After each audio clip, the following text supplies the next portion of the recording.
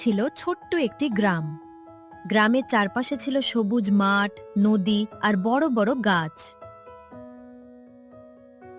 সেই কি গ্রামে থাকতো এক দুষ্টু রাখাল ছেলে। তার কাজ ছিল গ্রামের ভেড়াগুলোকে মাঠে নিয়ে গিয়ে চড়ানো। তাই সে রোজ মাঠে ভেড়া চড়াতে নিয়ে যেত। ছেলেটি খুব অলস আর দুষ্টুমি করতে ভালোবাসতো। পাশেই গ্রামের মানুষজন তাদের দৈনন্দিন কাজকর্ম করছিল। সারাদিন একা একা মাঠে বসে থাকতে তার খুব বিরক্ত লাগতো।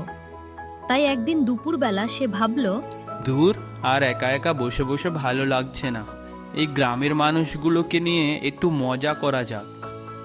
বাঁচাও বাঁচাও, বাঘ এসেছে, কে আছো, বাঁচাও আমাকে। গ্রামের লোকেরা লাঠিদা আর আগুন নিয়ে দৌড়ে মাঠে এলো। কিন্তু এসে তো তারা অবাক হয়ে গেল। দেখলো কোথাও কোনো বাঘ নেই।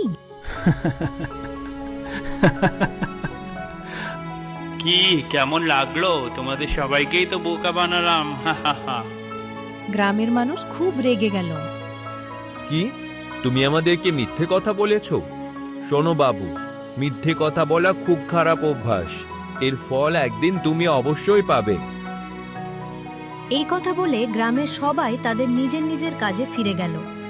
কিন্তু রাখাল তাদের কথায় পাত্তা দিল না।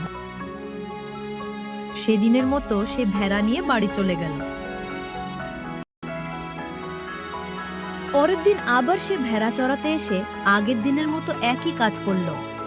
সে জোরে জোরে চিৎকার করে বলে উঠল, কে কোথায় আছো, বাঁচাও বাঁচাও, বাঘ এসেছে, বাঁচাও আমাকে।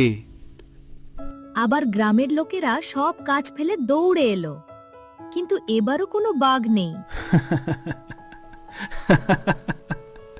আরে বোকার দল, আমি তো মজা করছিলাম, কোনো বাঘ আসেনি এখানে।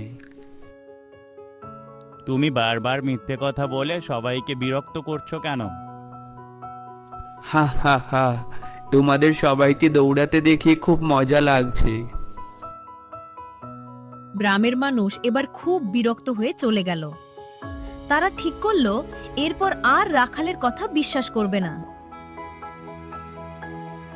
কয়েকদিন পরে এক বিকেলে সত্যি একটি ভয়ঙ্কর বাঘ জঙ্গলের দিক থেকে মাঠে চলে এলো। বাঘটি ভেড়াগুলোর দিকে এগোতে লাগলো।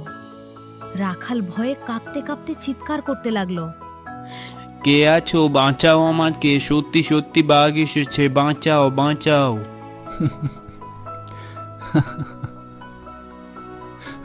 সে অনেক কাঁদলো, অনেক চিৎকার করলো, কিন্তু গ্রামের কেউ আর তার কথা বিশ্বাস করলো না। ও আজকেও মিথ্যে কথা বলে আমাদের বোকা বানাচ্ছে। এবার আমরা কেউ যাব না। এদিকে বাঘটি একটি ভেড়া ধরে নিয়ে চলে গেল। রাখাল খুব কাঁদতে লাগলো। তখন সে বুঝতে পারল মিথ্যে কথা বলার ফল কত ভয়ঙ্কর হতে পারে। পরদিন সে গ্রামের সবার কাছে ক্ষমা চাইল। গ্রামের মানুষ তাকে ক্ষমা করল, কিন্তু তাকে সতর্কও করল। সত্য কথা মানুষের সবচেয়ে বড় শক্তি। মিথ্যে বললে একদিন সবাই বিশ্বাস হারিয়ে ফেলে। গল্পটি ভালো লাগলে ভিডিওটি লাইক করে চ্যানেলটি সাবস্ক্রাইব করে পাশে